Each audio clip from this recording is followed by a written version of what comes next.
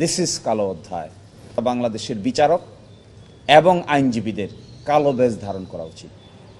সংবিধানের 116 অনুচ্ছেদকে চ্যালেঞ্জ করে আমরা যে রিট পিটিশন দায়ের করেছিলাম, এই রিট পিটিশনের পূর্ণাঙ্গ রায় প্রকাশিত হয়েছে। এই পূর্ণাঙ্গ রায়ে 3টি বিষয় কোর্টের পক্ষ থেকে সিদ্ধান্ত দেওয়া হয়েছে।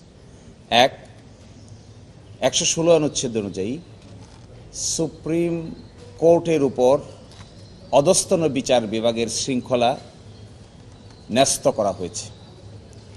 আগে ছিল এটি প্রেসিডেন্টের উপর, এবং সুপ্রিম কোর্টের সাথে পরামর্শ করে এই ক্ষমতা এক্সারসাইজ করা হতো। এই রায় অনুযায়ী এখন থেকে সুপ্রিম কোর্টের উপরেই অধস্তন বিচার বিভাগের শৃঙ্খলা, বদলি, ছুটি, পদোন্নতি ন্যস্ত থাকিবে। এবং এই যে সংবিধানের বিধান ছিল, এই সংবিধানের বিধানকে অটোমেটিক রেস্টোর করা হয়েছে। এই জন্য ফার্দার কোনো আইন পাশ করারও প্রয়োজন হবে না। দ্বিতীয়ত হলো শৃঙ্খলা বিধি, যেটি ছিল 2017 সালে, যে কনটেক্সটে একজন বিচারপতিকে দেশ থেকে তাড়িয়ে দিয়ে আরেকটি কনটেক্সটে শৃঙ্খলা বিধিকে গ্রহণ করা হয়েছিল। এই শৃঙ্খলা বিধি 2017 অধস্তন বিচারকদের শৃঙ্খলা বিধিকে অসাংবিধানিক ঘোষণা করা হয়েছে। আর তৃতীয়ত 90 দিনের ভিতরে বিচার বিভাগীয় পৃথক স্বাধীন সচিবালয় প্রতিষ্ঠার নির্দেশ দেওয়া হয়েছে।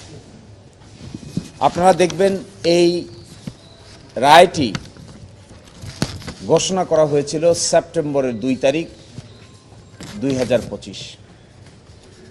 সচিবালয়ে অধ্যাদেশ পাশ হয়েছে 30 নভেম্বর 2025 এবং উদ্বোধন করা হয়েছে 11 ডিসেম্বর 2025।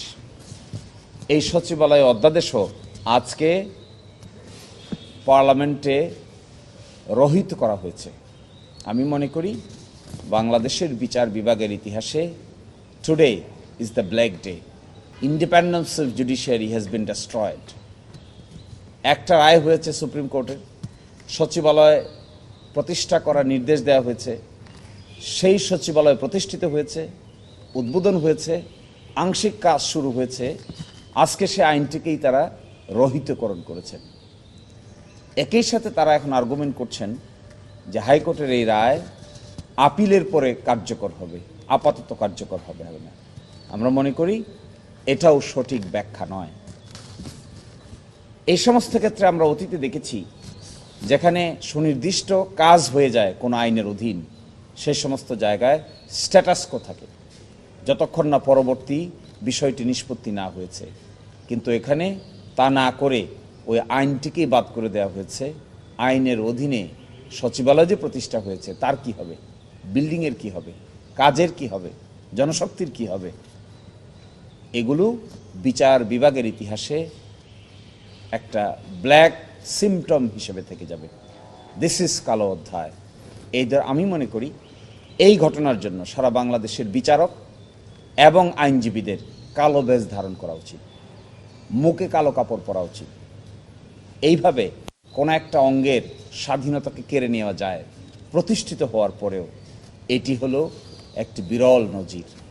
অতীতে বিচার বিভাগীয় সচিবালয় প্রতিষ্ঠা হয় নাই, কিন্তু প্রতিষ্ঠার পরে এটিকে এইভাবে ডেস্ট্রয় করা যায়, নিশ্চিহ্ন করে দেওয়া যায়, তার একটি বাস্তব নমুনা আমরা দেখতে পেলাম।